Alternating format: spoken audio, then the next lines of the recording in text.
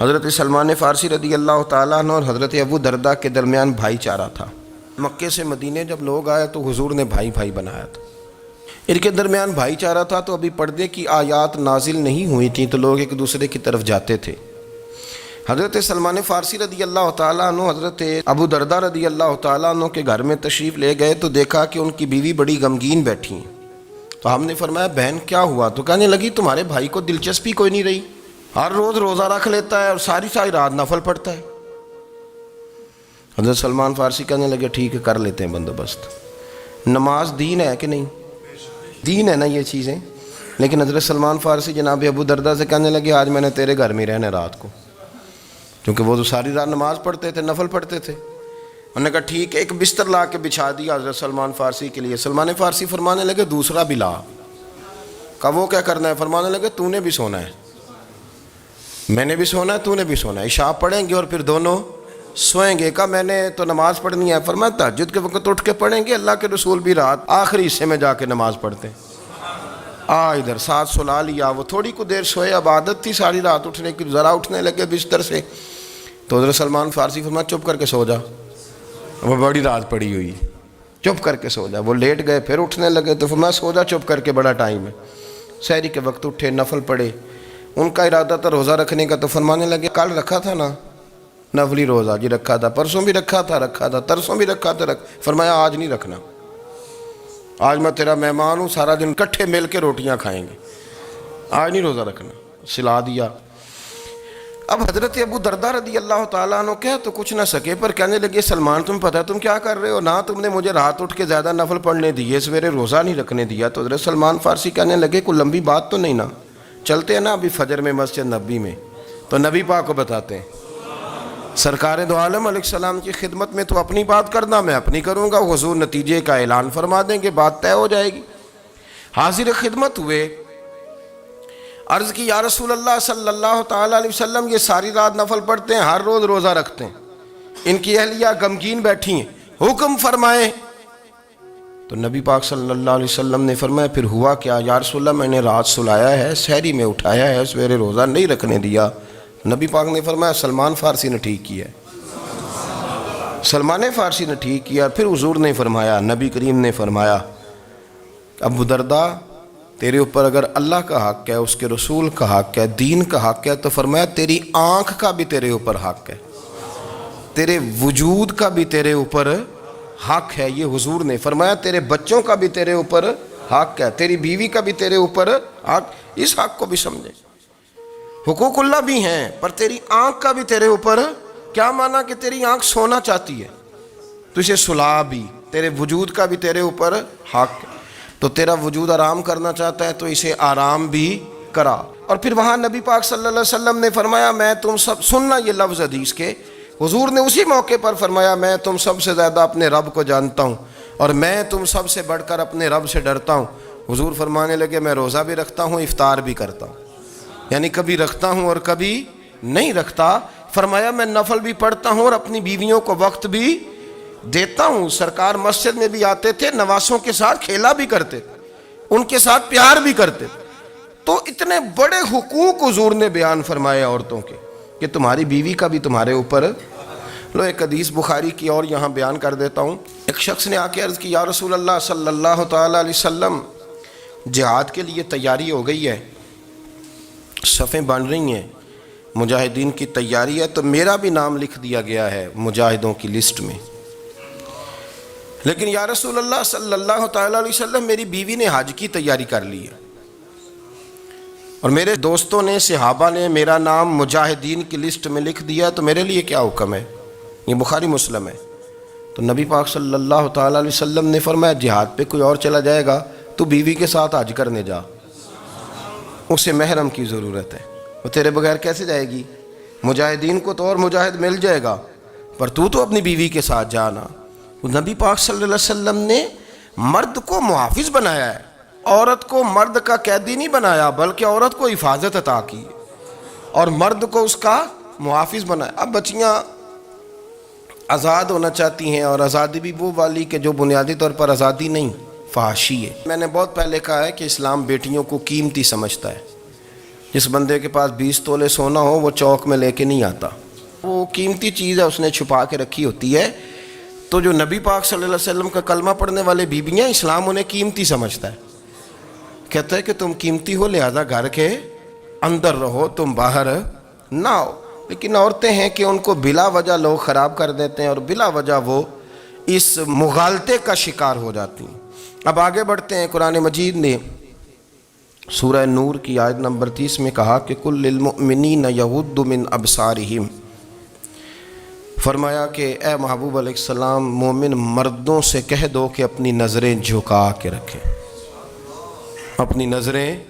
اور اگلی آیت میں فرمایا وَقُلْ لِلْمُؤْمِنَاتِ يَغْضُضْنَ مِنْ أَبْصَارِهِنَّ، فرمایا کہ اے محبوب مومن عورتوں سے بھی کہہ دو کہ اپنی نظریں جھکا۔ مرد بھی اپنی نظر جھکا کے رکھے گا عورت کی طرف، لیکن یہ ساری پابندی صرف مرد پر نہیں، عورت بھی غیر محرم کا چہرہ نہیں دیکھے گی، اس پر بھی اسی طرح نظر جھکانے کا حکم ہے، جس طرح کہ وہ ہر دکاندار کو بھائی جان کہہ کے گفتگو کرنے کی اس کو بھی اجازت نہیں ہے کہ وہ سمجھے کہ پابندی تو مرد نے کرنی تھی، میں نے تھوڑی کرنی تھی۔ وہ جس کے پاس جائے، جہاں بھی جائے، ڈاکٹر کے پاس جائے، باہر جائے، تو وہ جس طرح مرضی اس کا دل چاہے وہ بات چیت کرے، اس کی عورت کو بھی اجازت اسلام نہیں دیتا۔ بنیادی طور پہ اسلام شرم و حیا کا دین ہے، حیا کی بات کرتا ہے۔ حیا کی جب ہم تعریف کرتے ہیں تو حیا کی تعریف یہ ہے کہ کوئی کبھی چیز دیکھ کے نا تو آپ کی طبیعت میں کراہت محسوس ہو، آپ کوئی غلط جملہ منہ سے نکالتے ہوئے ذرا جھجکیں، آپ کوئی غلط بات کرتے ہوئے تھوڑا بوجھ محسوس کریں۔ ہمارے ہاں تیزی سے فروغ پایا ہے بے حیائی نے، سنگیوں کی محفلیں، یاروں کی محفلیں، اس میں غلیظ گفتگو ہوتی ہے الا ماشاء۔ جن دوستوں کو بڑی پاک صاف گفتگو کرنی چاہیے، دوستی کا رشتہ بڑا مقدس رشتہ ہے، جو یہاں ایک دوسرے سے پیار کریں گے جنت میں بھی اکٹھے داخل کیے جائیں گے۔ شرط یہ ہے کہ پیار اللہ رسول کی رضا کے لیے ہو، لیکن اس کے اندر اگر آپ کی گفتگو کچی ہو، کمزور ہو، فحاشی والی ہو، عریانی والی ہو، وہ ہمارے ہاں تو اب اس کو لوگ فیشن سمجھتے ہیں، اس کو مردانگی کی علامت سمجھتے ہیں کہ وہ جی ساری باتیں جی وہاں ہو گئیں، اور جس کا جو جی چاہا اس نے کہا۔ آپ جب حیا کے دائرے میں ہوتے ہیں تو آپ خود بھی سکون محسوس کرتے ہیں۔ دیکھیں نا، آپ کو نیند سکون سے کہاں آتی ہے؟ جہاں کمرہ بند ہو، چاروں جانب دیوار ہے، اوپر چھت ہے، خالی دروازہ بھی کھلا ہوا ہو نا، تو جب بندہ سکون لینا چاہتا ہے تو کہتا ہے یار ذرا دروازہ ذرا بند کر دو۔ وہ اچھی طرح اپنے آپ کو چھپا لیتا ہے نا حیا کے پردے میں، تو اللہ اسے سکون عطا کرتا ہے۔ اور جو اس سے بھی زیادہ ٹھنڈی نیند میں جانا چاہتا ہے وہ کہتا ہے لائٹ بھی بند کر دو۔ اب وہ مکمل طور پہ سمجھتا ہے کہ میں چاروں جانب سے چھپ گیا ہوں، اگر میں کھل کے بھی سو جاؤں گا تو میرا چونکہ پردہ قائم ہے تو مجھے کوئی دشواری نہیں ہوگی۔ آپ جب چھپ جاتے ہیں، جب آپ حیا کے اندر سمٹ جاتے ہیں، جب آپ چادر کے اندر آ جاتے ہیں تو آپ بہت ساری جگہوں پہ آسانی محسوس کرتے ہیں۔ تو حیا تو آپ کو سکون دیتی ہے، حیا تو دل کو راحت دیتی ہے۔ میں بڑی ذمہ داری سے بات عرض کرتا ہوں، قرآن مجید نے نا ایک مقام پہ مذاق کو، ایک مزاح ہوتا ہے خوش طبی، وہ نہیں، مذاق اڑانا، قرآن پاک نے نا مذاق کو ایک جگہ پہ جاہلوں کا طریقہ بھی قرار دیا ہے۔ بنی اسرائیل کے لوگوں سے حضرت موسیٰ نے کہا کہ گائے ذبح کرو اور ایک ٹکڑا مقتول کو مارو، زندہ ہو کے خود بتا دے گا مجھے کس بندے نے قتل کیا۔ تو کہنے لگے آپ ہمارے ساتھ مذاق کر رہے ہیں۔ تو قرآن مجید کہتا ہے کہ حضرت سیدنا موسیٰ علیہ السلام فرمانے لگے اعوذ باللہ ان اکون من الجاہلین، فرمانے لگے میں اللہ کی پناہ مانگتا ہوں کہ میں جاہلوں میں سے ہو جاؤں۔ یہ مذاق کرنا تو جاہلوں کا طریقہ ہے۔ اگر آپ کی زبان سے بے حیائی کا جملہ نکل گیا، اگر آپ کی زبان سے بے حیائی کا جملہ نکل گیا، آپ نے کہہ دیا کہ ہم آزاد لوگ ہیں، جو مرضی کریں گے، جو مرضی کہیں گے، جو ہمارا دل میں آئے گا کریں گے، تو پھر تو لوگ آپ کا وہ حشر کریں گے کہ آپ سے برداشت ہی نہیں ہوگا۔ جس کا لوگ مذاق بنا لیتے ہیں اور جو مذاق بن جاتا ہے پھر اسے کچھ جینے دیتا ہے۔ آپ حیا کی چادر میں چھپیں گے تو بچیں گے۔ اگر آپ نے اپنا مذاق بنوا لیا یہ کہہ کے کہ میں نے مرضی کرنی ہے، پھر یاد رکھنا چھپنے کو جگہ نہیں ملے گی، پھر تکلیف میں آ جائیں گے، پھر بہت بڑی اذیت کا شکار ہو جائیں۔ شرم و حیا، عرب کے اندر جو کنواری لڑکیاں تھیں ان میں بڑی حیا ہوتی تھی، الحمدللہ میں بڑے فخر سے کہتا ہوں کہ میرے پنجاب کی، میرے پاکستان کی بیٹیاں بھی 20 دفعہ ان کا ابا کہے تیری شادی کرنی ہے تو وہ آنکھ نہیں اٹھا پاتی آج بھی۔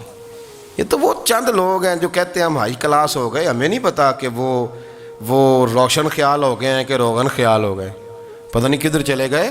ورنہ ہماری بیٹیاں آج بھی جب ان سے ان کا باپ، ان کی ماں بات کرتی ہے تیری شادی کی، تو وہ تو شرم کے ساتھ پچھلے سے پچھلے کمرے میں چھپتی ہیں۔ یہ اللہ نے فضل کیا ہوا ہے اس ملت پر۔ تو عرب کی لڑکی بڑی حیا والی ہوتی تھی، اس سے کوئی بات کرنی پڑتی تھی تو 20 دفعہ بات کی جاتی، پھر بھی وہ عورت چھپتی پھرتی تھی۔ حضرت عائشہ صدیقہ رضی اللہ تعالیٰ عنہ فرمانے لگیں میرے نبی پاک صلی اللہ علیہ وسلم عرب کی کواری لڑکیوں سے بھی زیادہ حیا کرنے والے۔ قاضی اعجاز مالکی نے، شیخ عبدالحق محدث دہلوی نے، دیگر بزرگ جو سیرت نگار گزرے، انہوں نے لکھا ہے کہ نبی پاک صلی اللہ علیہ وسلم کے اندر 100 مردوں سے زیادہ طاقت تھی، 100 مردوں سے زیادہ طاقت۔ اب جو بات کہنے لگا ہوں، جو نتیجہ دینے لگا ہوں، اس پر خاص توجہ آپ فرمائیں گے۔ ذرا فکری طور پر، نظریاتی طور پر ایک چیز کو سمجھیے۔ ہم سمجھتے ہیں کہ جوان لڑکا ہے جی جو مرضی کرے، عمر ہے جی۔ آپ ذرا بات پر غور کیجئے گا کہ حضور صلی اللہ علیہ وسلم میں طاقت 100 مردوں سے زیادہ ہے اور حیا کواری لڑکیوں سے بھی زیادہ ہے۔ ذرا اس بات کا تقابلی جائزہ کیجئے گا کہ طاقت 100 مرد سے زیادہ ہے لیکن حیا کواری لڑکی سے بھی زیادہ ہے۔ اس کا معنی یہ ہوا کہ جس ٹہنی کو پھل زیادہ لگ جاتے ہیں وہ جھکا کرتی ہے۔ تو حیا تو حسن ہے، حیا تو آپ کو پاک صاف کرے گا، حیا تو آپ کو نرالا کرے گا، انوکھا کرے گا۔ وہ ہمارے ایک دانشور ہے، تو مضمون لکھا، کئی باتیں بڑی پسند آتی ہیں۔ وہ کہتے ہیں کہ میری اہلیہ، ان کو بھی کسی نے مس گائیڈ کر دیا تھا، حالانکہ اچھی خاتون ہے، کسی نے مس گائیڈ کر دیا۔ تو وہ بھی سماجی اور ویلفیئر، اور یہ خواتین کو شوق ہوتا نا بننے کا، تو وہ بھی سماج کے اندر اچھا مقام تلاش کرنے کے موڈ میں آ گئی۔ تو کہیں ایک دن جانا تھا تو بڑی بن سنور کے میرے ساتھ وہ گاڑی میں بیٹھ گئی۔ تو میں گاڑی میں، عورتوں کو یہ بھی مسئلہ ہوتا ہے نا کہ ہماری تعریف کرو، تو کئی دفعہ بعض مردوں بیچاروں کو جھوٹ بولنا پڑتا ہے، تو زبردستی کراتی ہیں نا جی۔ تو اس میں گنجائش بھی دی ہے شریعت نے گنجائش دی ہے کہ کبھی بیوی کو راضی کرنے کے لیے خلاف واقعہ بات کرنی پڑے تو کر لینی چاہیے، تو وہ کراتی بھی ہیں۔ 3 موقع پر خلاف واقعہ بات کرنے کی اجازت ہے، واقعے کے خلاف بھی آپ بات کر سکتے ہیں۔ جنگ کے موقع پر 2 لوگوں کو صلح کرانے کے لیے اور بیوی کو راضی کرنے کے لیے کر لیں کوئی ایسی بات، بے شک اپنی طبیعت پہ جبر کر کے کر لیں، گنجائش ہے، اجازت ہے۔ تو وہ کہتے ہیں جب وہ گاڑی میں میرے ساتھ بیٹھی بن سنور کے، تو وہ تقاضا کرنے لگی کہ میں نے بڑے اچھے کپڑے پہنے ہیں پر آپ نے توجہ نہیں کرائی۔ وہ سیاںا بندہ تھا، وہ چاہ رہا تھا کہ میری خاتون سمجھ جائیں۔ وہ کہتے ہیں مجھے پتہ تھا کہ بیچاری مس گائیڈ ہو گئی ہے، دل کی بڑی اچھی ہے، سیاਣੀ ہے، لیکن اس کو کچھ خواتین نے، کچھ لوگوں نے مل کے اس کو ذہن غلط کر دیا ہے کہ سماج میں نکلو، باہر جاؤ، کام کرو، فلاں کرو، اپنی مرضی سے جیو۔ تو میرے ساتھ گاڑی میں بیٹھی کہیں جانے کے لیے، تو مجھ سے کہنے لگی کہ آپ نے میری طرف توجہ ہی نہیں کی، آپ نے کوئی ذکر ہی نہیں کیا کہ میں کیسی لگ رہی ہوں۔ تو وہ کہتے ہیں میں نے اسے کہا کہ اگر تو ناراض نہ ہو تو پھر میں صحیح والی تعریف کر دوں۔ تو اس نے کہا کہ آپ کر دیں۔ تو کہتے ہیں میں نے درد سے اور خلوص سے اپنی بیوی سے کہا، خلوص کے ساتھ میں نے کہا میں تو روز گھر ہوتا ہوں، روز شام کو گھر ہوتا ہوں، اگر تو میرے لیے تیار ہوتی تو میں تیری تعریف کرتا، لیکن آج تو باہر جانے کے لیے تیار ہوئی ہے، تو پھر ان سے تعریف کی امید رکھ جن کے لیے تو نے تیاری کی ہے۔ میرے لیے تیاری کرتی تو میں تو ہر شام تیرے پاس ہوتا ہوں۔ کہتے ہیں وہ میرے لفظوں میں درد تھا تو وہ بھی رو پڑی، اور کہنے لگی آپ گاڑی روک دیں، مجھے باہر جا کے کسی کو راضی نہیں کرنا، میں نے اسے راضی کرنا ہے جس کو رب کریم نے میرا شوہر بنایا ہے اور میرے لیے منتخب کیا ہے، میرے ماں باپ کو۔ میں واپس لوٹتی ہوں۔ یہ ایک پہلو ہے سلگتا ہوا، اس کو سمجھا جائے۔ رسول کریم صلی اللہ علیہ وسلم عرب کی کواری لڑکیوں سے زیادہ حیا والے تھے، کواری لڑکیوں سے زیادہ حضور حیا فرمایا کرتے تھے۔ جب خانہ کعبہ کی مکہ شریف میں تعمیر ہو رہی تھی نا، اہل عرب اس کو تعمیر کر رہے تھے، تو نبی پاک صلی اللہ علیہ وسلم اپنے چچا حضرت عباس کے ساتھ خانہ کعبہ کی تعریف میں مصروف تھے۔ تو عرب کے لوگ چونکہ لمبا کرتا پہنتے تھے پیروں تک، تو نیچے اگر کسی وقت کوئی چیز نہیں بھی ہوتی تھی تو کسی کو وہ نظر نہیں آتی تھی، چونکہ پردہ رہتا تھا، ایک لمبا کرتا پہنا ہوا ہوتا تھا۔ تو جب بچے، سرکار کی عمر مبارک بھی ابھی تھوڑی تھی، تو اس طرح بچے جب نکلتے تو وہ کئی دفعہ اپنی تہمت اتار دیتے نیچے سے، اور کوئی مزدوری کرنے لگتے تو 3-4 طے کر کے نا تہمت کی کندھے پہ رکھ لیتے، جس طرح کبھی دیہاتوں میں لوگ کپڑا سر پہ رکھتے تھے کہ اوپر اگر کوئی وزنی چیز رکھیں گے تو وہ تکلیف نہیں دے گی۔ نبی پاک صلی اللہ علیہ وسلم بھی سب لوگوں کے ساتھ خانہ کعبہ کی تعمیر میں شامل تھے۔ تو حضرت عباس رضی اللہ تعالیٰ عنہ نے کہا حضور سے، ابھی اعلان نبوت بھی نہیں فرمایا تھا، بھتیجے آپ بھی تہمت اتاریے، یہ صحیح مسلم میں حدیث موجود ہے، اور اس کو کندھے پہ رکھ لیجیے، آپ اینٹیں اٹھا کے لا رہے ہیں تو ذرا آپ کو تکلیف نہیں ہوگی۔ تو سرکار دو عالم صلی اللہ علیہ وسلم سے یہ بات کہی، اور پھر جلدی سے حضور کی تہمت کو نکال کے نا، حالانکہ لمبا کرتا پہنا ہوا ہے، تو وہ جیسے ہی ان کے کندھے پہ رکھا اینٹیں رکھنے کے لیے، تو سرکار تو زمین پہ گر گئے، بے ہوش ہو گئے، آنکھیں آسمان کی طرف، اور پھر حضور پکار رہے ہیں آزاری آزاری آزاری، میرا تہمت دے دو، میرا تہمت دے دو۔ کبھی کوئی شخص اس وجہ سے بھی بے ہوش ہوا ہے کہ میرے وجود سے کپڑا اتر گیا ہے؟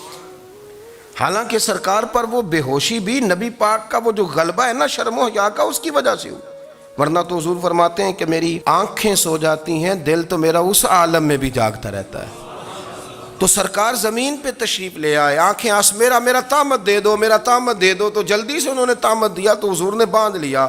پھر طبیعت مبارک میں تسلی ہوئی، یعنی ہم اس رسول کے غلام ہیں کہ جن کے تو وجود سے کپڑا اتر جائے تو حضور برداشت نہیں کرتے، قبول نہیں فرماتے، تکلیف شروع ہو جاتی۔ لیکن یہاں نوجوان ہیں اور بڑا قد کاٹ ہے اور بڑے بڑے سمجھدار لوگ ہیں، گرمی آتی ہیں تو شارٹ کپڑے پہن کے گھومتے ہیں، ان کو خیال نہیں کہ یہ وہ والا لباس ہے جو باہر تو کیا گھر میں اماں کے سامنے نہیں پہننا چاہیے، بہنوں اور بیٹیوں کے سامنے نہیں پہننا چاہیے۔ آپ کی گفتگو میں شرم و حیا ہو، آپ کے لب و لہجے کے اندر حسن ہو۔ آپ کو پتہ ہے نبی پاک صلی اللہ علیہ وسلم نے فرمایا میری امت میں سب سے زیادہ حیا کرنے والے عثمان غنی ہیں، عثمان غنی سب سے زیادہ حیا کرنے والے۔ آپ فرمایا کرتے تھے جب سے حضور کا چہرہ دیکھا ہے میں نے کبھی اپنی شرمگاہ بھی نہیں دیکھی، میں نے آنکھوں کا وضو نہیں توڑا، اور جب سے حضور کے دست مبارک میں نے بیعت کے لیے سیدھا ہاتھ بڑھایا تو پھر سیدھا ہاتھ میں نے کبھی گندگی کو نہیں لگایا۔ حیا تھی۔ آپ باتھ روم کے اندر بھی غسل فرماتے تھے تو کپڑوں سمیت کرتے تھے۔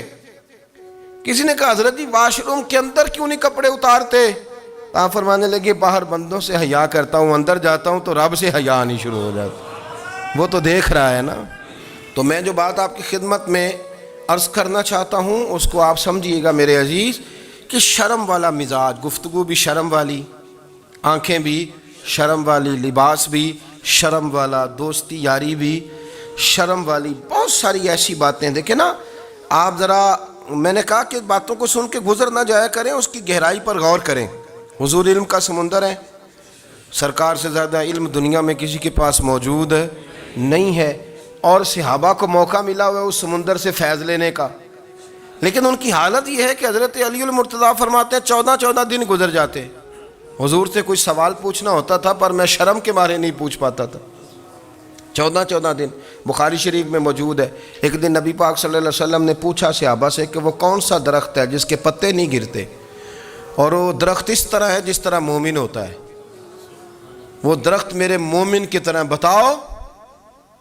حضرت عبداللہ ابن عمر فرماتے مجھے پتا تھا کہ وہ کھجور کا درخت ہے، لیکن چونکہ ابو بکر صدیق بھی بیٹھے ہیں، عمر فاروق بھی بیٹھے ہیں، مولا علی بھی بیٹھے ہیں، عثمان غنی بھی بیٹھے ہیں، اتنے جید لوگ بیٹھے ہیں، تو مجھے حیا آتی تھی کہ میں کیوں جواب دوں۔ کہتے سرکار نے کئی دفعہ پوچھا، لوگوں نے کئی اور درخت بتائے، پر فرمایا تمہارا جواب درست نہیں ہے۔ آپ حیا کے اس پہلو پر غور کریں کہ سوال کا جواب آتا ہے، سوال کا جواب، یعنی مجھے سوال کا جواب آتا اور پھر میں دوں نہ، مجھے بدعزمی نہ ہو جائے گی؟ یہ کیسے ممکن ہے کہ میری رات گزر جائے، مجھے پتا بھی تھا اور میں نے بتایا نہیں؟ بہت سارے لوگ آ کے بہت ساری باتیں بتاتے ہیں، بہت ساری باتیں وہ سمجھاتے ہیں، تو ہم غور سے ان کا چہرہ دیکھنے لگ جاتے ہیں، کہتے ہیں یار اس کا تو دعویٰ تھا کہ میں سمجھنے آتا ہوں، تو یہ تو ہمیں سمجھا رہا ہے، چلو الحمدللہ ہم سمجھنے کو تیار ہیں۔ لیکن میرے عزیز پتہ بھی ہے جواب کا، علم بھی ہے، لیکن فرماتے ہیں میری حیا نے مجھے اجازت نہ دی کہ میں جواب دوں۔ آپ فرماتے ہیں پھر حضور سے صحابہ نے عرض کی کہ یا رسول اللہ آپ ہی بتا دیں وہ درخت کون سا ہے، تو حضور نے فرمایا بھئی وہ کھجور کا درخت ہے۔ تو آپ فرماتے ہیں میں دل ہی دل میں کہہ رہا تھا کہ الحمدللہ میرا جواب درست ہے، حالانکہ میں نے جواب دیا ہی نہیں۔ تو لفظوں میں حیا، جملوں میں حیا، آنکھوں میں حیا، اٹھنے میں حیا، بیٹھنے میں حیا، چلنے میں حیا ایک خوبصورت حسن ہے۔ اور نبی پاک صلی اللہ علیہ وسلم نے فرمایا جب تو بے حیا ہو جائے نا پھر تو آزاد ہے، پھر تو جو مرضی کا، پھر تو جو۔ اس لیے بزرگ جب کسی کو بے حیا کہتے تھے نا، اللہ اکبر، اور جب کسی کو کہتے تھے نا یہ بے حیا ہے تو لوگ سمجھتے تھے کہ کوئی ہلکی سی بات کر دی ہے، لیکن ان کا معنی یہ ہوتا تھا کہ بس بھائی اب اس کے ساتھ کوئی کلام کرنے کی ضرورت ہے، اس کو اب اصلاح کی ضرورت نہیں، یہ بے حیا ہے۔ کیا معنی؟ کہ اب یہ جو اس کے دل میں آئے گا وہ کرے گا، جو اس کی طبیعت چاہے گی وہ کرے گا، اب یہ کسی پہلو بھی قابو آنے کو تیار بے حیا ہو گیا۔ بے حیائی بہت بڑا عیب ہے۔ اور جو لوگ کہتے ہیں کہ ہمیں بالکل آزادی ہونی چاہیے، ہمارا اپنا جسم ہے تو ہماری اپنی مرضی چلے گی۔ ایک وزیر صاحب ہیں، پتہ نہیں میں ان کو جانتا تو نہیں، انہوں نے سینٹ میں تقریر کی ہے، میں نے ان کی بات سنی ہے۔ اس نے کہا نہیں نہیں بھائی جسم رب کا ہے تو مرضی بھی تو رب کریم کی چلے گی، اور مرضی بھی اللہ کی۔ یہ مجھے تھوڑا سا مسئلہ ہے جسم پر، کبھی کبھی مجھے کثرت سفر سے الرجی ہو جاتی ہے۔ میرے ساتھ لوگ نا دل سے پیار کرتے ہیں، شاید ہی کوئی اچھا ڈاکٹر ہو جس تک میرے سنگی مجھے لے کے نہ گئے ہوں، پر جسم اللہ کا ہے نا، مرضی بھی جب وہ چاہے گا صحت دے گا۔ کیوں کچے کاموں میں لوگ پڑ گئے، کیوں غلط لوگ سوچ میں پڑ جاتے ہیں؟ یہ اسی کا ہے، اور جب وہ چاہے گا، آپ اس بات کو اچھے طریقے سے سمجھ لیں کہ جو اپنی مرضی چوکوں چوراہوں میں کر رہے ہوتے ہیں نا، جو مرضی گند مند، وہ جانور ہوتے ہیں، وہ جانور ہوتے ہیں جو نہ چونک دیکھتے ہیں نہ گلی دیکھتے ہیں، نہ انہیں پتہ ہوتا ہے کہ جگہ کون سی ہے۔ وہ انسان، میں نے کہہ دیا جو میں نے کہنا تھا، میں نے کہہ دیا، وہ جانور ہوتے ہیں۔ اور جو کچھ انسان ہوتے ہیں نا، ان کے اندر کچھ نہ کچھ پھر شرم حیا بھی ہوتی ہے۔ وہ چوکوں چوراہوں میں وہ حرکتیں اور وہ کام نہیں کرتے جو جانور کرتے ہیں۔ ان کے لیے بڑے پردے ہوتے ہیں، ان کے لیے بڑی باتیں ہوتی ہے، ان کے لیے بڑا کچھ ہوتا ہے۔ جو بالکل آزاد ہو جائے، کوئی پتہ نہ ہو کس وقت کیا کہنا ہے کیا کرنا ہے، تو پھر وہ دائرہ انسانیت سے خارج ہو جاتا ہے۔ ہم آپ کو کیا دعوت دیں؟ آپ تو وہ باتیں کر رہے ہیں جو اسلام کا انسانیت کے حق میں بھی ٹھیک نہیں۔